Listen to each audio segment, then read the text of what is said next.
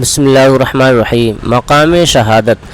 اللہ تبارک و تعالی نے قرآن مجید کی سب سے پہلی سورت الفاتحہ میں اپنے بندوں کو اپنی بارگاہ میں یوں دعا کرنے کا سلیقہ بتایا: اے اللہ، ہمیں سیدھی راہ چلا، ان لوگوں کی راہ جن پر تو نے انعام نازل فرمایا۔ سورہ فاتحہ آیت نمبر 5 اور 6۔ قرآن مجید کی تفسیر کا سب سے بلند درجہ تفسیر القرآن بالقرآن ہے۔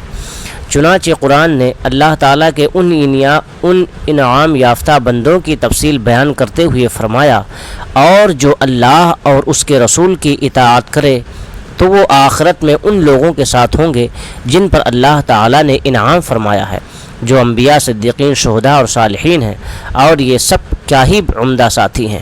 سورہ نساء آیت نمبر 69۔ اللہ تعالیٰ نے اپنی قربت کے جن مقامات کو اپنے خصوصی انعامات سے نوازا ہے ان میں شہداء کی جماعت بھی شامل ہے۔ قرآن مجید میں اسے قتلوا فی سبیل اللہ سے تعبیر کرتے ہوئے فرمایا: اور جو اللہ کی راہ میں قتل کیا جائے اسے مردہ نہ کہو۔ سورہ بقرہ آیت نمبر 154۔ اور جو اللہ کی راہ میں قتل کر دیے جائیں انہیں مردہ گمان نہ کرو۔ سورہ نساء آیت نمبر 169۔ یعنی جس شخص کی ظاہری اور طبی معیار کے مطابق موت واقع ہو چکی، اسے راہ خدا میں قتل کر دیا گیا، اس کو قرآن نے مردہ کہنے اور مردہ گمان کرنے سے بھی منع کرتے ہوئے فرمایا: بلکہ وہ زندہ ہیں لیکن تمہیں ان کی زندگی کا شعور نہیں ہے۔ سورہ بقرہ آیت نمبر 154۔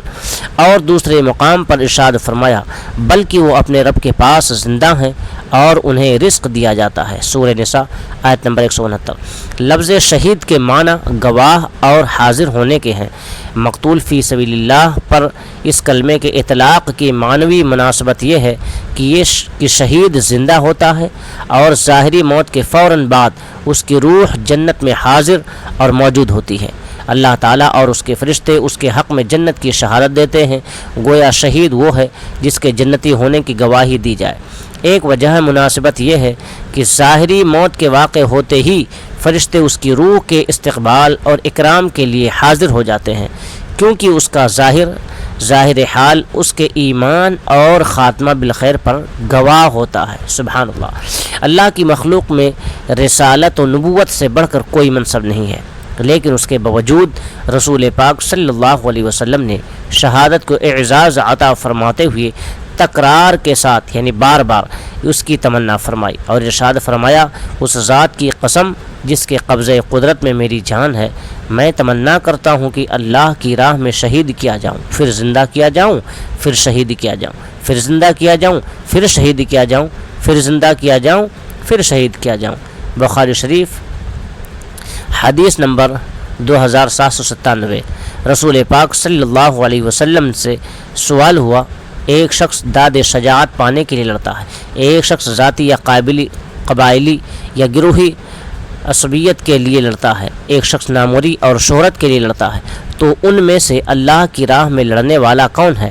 تو رسول پاک صلی اللہ علیہ وسلم نے ارشاد فرمایا: جو اس لیے لڑے کہ اللہ کا کلمہ یعنی اللہ کا دین غالب آ جائے تو اس کا لڑنا اللہ کی راہ میں شمار ہوگا۔ سنن ابن ماجہ حدیث نمبر 2778۔ اس سے معلوم ہوا کہ دنیا کے ظاہری معیارات کے اعتبار سے جسم کے ساتھ روح کا رشتہ قائم رہنا زندگی ہے، اور انسان دنیا میں ساری تگ و دو اور جد و جہد اسی حیات فانی کی بقا اور فلاح کے لیے کرتا ہے۔ لیکن بہر صورت یہ زندگی فانی ہے اور ایک دن یہ شمع لازمی طور پر بجھ جائے گی، کیونکہ قانون قدرت یہی ہے۔ اللہ تعالیٰ کا ارشاد ہے: جو بھی اس زمین پر ہے وہ فنا ہونے والا ہے، اور آپ کے رب کی ذات باقی ہے جو عظمت اور بزرگی والا ہے۔ سورہ رحمان آیت نمبر 27۔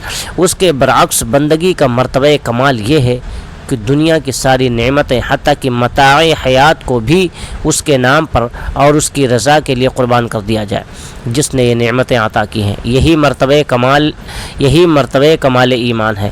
اللہ تعالیٰ کا ارشاد ہے: اور لوگوں میں سے ایک شخص ایسا ہے جو اللہ کی رضا جوئی کے بدلے میں اپنی جان کو فروخت کر دیتا ہے۔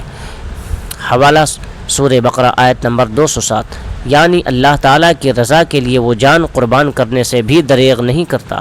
ارشاد باری تعالیٰ ہے: مومنوں میں سے کچھ ایسے وفا شعار مرد ہیں جنہوں نے اللہ سے اپنے کیے ہوئے عہد کو سچا کر دکھایا، سو ان میں سے بعض نے شہید ہو کر اپنی نظر یعنی وفا پوری کر دی، اور ان میں سے بعض اپنی باری کے منتظر ہیں۔ الاحزاب آیت نمبر 23۔ اسی طرح اللہ تعالیٰ نے فرمایا، بے شک اللہ نے مومنوں سے ان کی جانوں اور مالوں کو جنت کے بدلے میں خرید لیا ہے۔ وہ اللہ کی راہ میں جہاد کرتے ہیں، کبھی وہ دشمنان دین کو قتل کرتے ہیں اور کبھی خود شہید ہو جاتے ہیں۔ اس پر تورات، انجیل اور قرآن میں اللہ کا وعدہ سچا وعدہ ہے، اور اللہ سے زیادہ اپنے وعدے کو پورا کرنے والا کون ہے؟ پس تم اس بیع کے ساتھ خوش ہو جاؤ جو تم نے اللہ سے کی ہے، اور یہی بڑی کامیابی ہے۔ سورہ توبہ آیت نمبر 111۔ اس لیے کبھی تو رشتہ جان کو قائم رکھنا حیات ہے، اور کبھی اس نعمت جان کو جان آفری کی رضا کے لیے قربان کر دینا ہی حیات ابدی اور دوامی حیات ہے۔ علامہ اقبال نے اسی مفہوم کو منظوم کلام میں بیان کیا کہ برتر از اندیش ہے سود و زیاں ہے زندگی، برتر از اندیش ہے سود و زیاں ہے زندگی، ہے کبھی جاں اور کبھی تسلیم جاں ہے زندگی، تو اسے پیمان امروز و فردا سے نہ ناپ، جاویداں پہ ہم دواں ہر دم جواں ہے زندگی۔ جن کی نظر میں کسی دنیا کی زندگی عشرتیں، راحتیں اور نعمتیں ہی مقصود کل اور مطلوب کامل ہیں، ان کے لیے موت سے آنکھیں چار کرنا ناقابل تصور ہوتا ہے۔ چنانچہ قرآن مجید نے یہود کی اسی نفسیات کی کمزوری کو بیان کرتے ہوئے فرمایا، اے رسول صلی اللہ علیہ وسلم کہہ دیجئے کہ اے یہودیو، اگر تمہیں یہ خوش فہمی ہے کہ تمام لوگوں کے سوا تم ہی اللہ کے دوست ہو، پس اگر تم اس دعوے میں سچے ہو تو موت کی تمنا کرو تاکہ جلد اپنے محبوب حقیقی سے جا ملو، اور وہ اپنے پہلے سے بھیجے ہوئے کرتوتوں کے سبب کبھی موت کی تمنا نہیں کریں گے۔ کون؟ یعنی یہود، اور اللہ ظالموں کو خوب جانتا ہے۔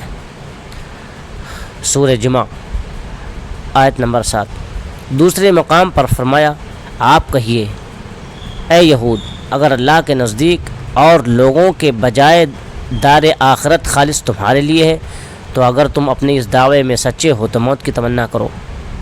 قرآن نے پیشین گوئی کی، اور وہ جو اعمال پہلے کر چکے ہیں ان کی وجہ وہ ہرگز موت کی تمنا نہیں کریں گے، اور اللہ ظالموں کو خوب جاننے والا ہے، اور آپ تمام لوگوں اور مشرکین سے بھی زیادہ انہیں زندگی کا ضرور دل دادا پائیں گے۔ ان میں سے ہر ایک یہ خواہش رکھتا ہے کہ کاش اس کی عمر 1000 سال ہو جائے، اور یہ عمر اسے دے بھی دی جائے تو یہ اس کو عذاب سے دور کرنے والی نہیں ہے۔ سورہ بقرہ آیت نمبر 96۔ علامہ اقبال نے حیات ابدی کے اسی تصور کو اور زیادہ وضاحت کے ساتھ بیان کیا، موت کو سمجھے ہیں غافل اختتام زندگی، ہے یہ شام زندگی صبح دوام زندگی۔ جب محرم الحرام کا مہینہ آتا ہے تو آج سے 1375 سال کم و بیش قبل 10 محرم الحرام سن 61 ہجری میں امام علی مقام حسین آپ کے اہل بیت اطہار اور اعوان و انصار رضی اللہ عنہم کی عظیم اور بے مثال قربانیوں اور شہادتوں کی یاد ہر مسلمان کے دل میں تازہ ہو جاتی ہے۔ اللہ تعالیٰ کی راہ میں عظیمت و استقامت اور ایثار و قربانی کے جتنے عنوانات اور دین حق کی سربلندی کے لیے ابتلاء و آزمائش کی جتنی بھی صورتیں انسان کے حاشیے خیال میں آ سکتی ہیں، کربلا والوں نے ان سب کا سامنا کیا، اور اللہ تعالیٰ کے حضور سرخرو رہے، اور قیامت تک کے لیے عظیمت و استقامت کی ایک لازوال داستان سرزمین کربلا پر اپنے خون سے رقم کر گئے۔ مگر ہمارا المیہ یہ ہے کہ محبت حسین کے دعوے دار بھی بہت ہیں، اور یا حسین کا نعرہ لگانے والے بھی بے شمار، مگر اقدار حسین کا احیاء کرنے والے اور شعار حسین پر مر مٹنے والے کم ہیں۔ اس یزید کو جو آج سے 1450 سال کم و بیش پہلے ہو گزرا، کوسنے والے اور ملامت کرنے والے تو بہت لوگ ہیں، لیکن آج یزیدی اقدار کو چیلنج کرنے والے کمیاب بلکہ نایاب ہیں۔ اسی لیے علامہ اقبال نے کہا تھا، گرچہ اب بھی تابدار ہے گے سوئے دجلہ و فرات، گرچہ اب بھی تابدار ہے گے سوئے دجلہ و فرات، قافلے حجاز میں ایک حسین بھی نہیں۔ اور انہوں نے پیغام دیا کہ نکل کر خانقاہوں سے ادا کر رسم شبیری، کہ فقر خانقاہی ہے فقط اندوہ و دلگیری۔ سبحان اللہ۔ بات اچھی لگے تو لائک اور شیئر ضرور کریں، چینل پر نئے ہیں تو سبسکرائب کر لیں تاکہ ہمارا ہر بیان بآسانی آپ کو ملتا رہے۔ کمنٹ کر کے ہمیں ضرور بتائیں بیان کیسا لگا۔ میں کچھ دنوں کے لیے اپنے چینل پر غیر حاضر رہا، اس کے لیے 100 بار معذرت۔ آپ سبھی حضرات کا بہت بہت شکریہ۔ آپ کا میزبان دلشاد رضا رضوی۔ السلام علیکم ورحمۃ اللہ وبرکاتہ۔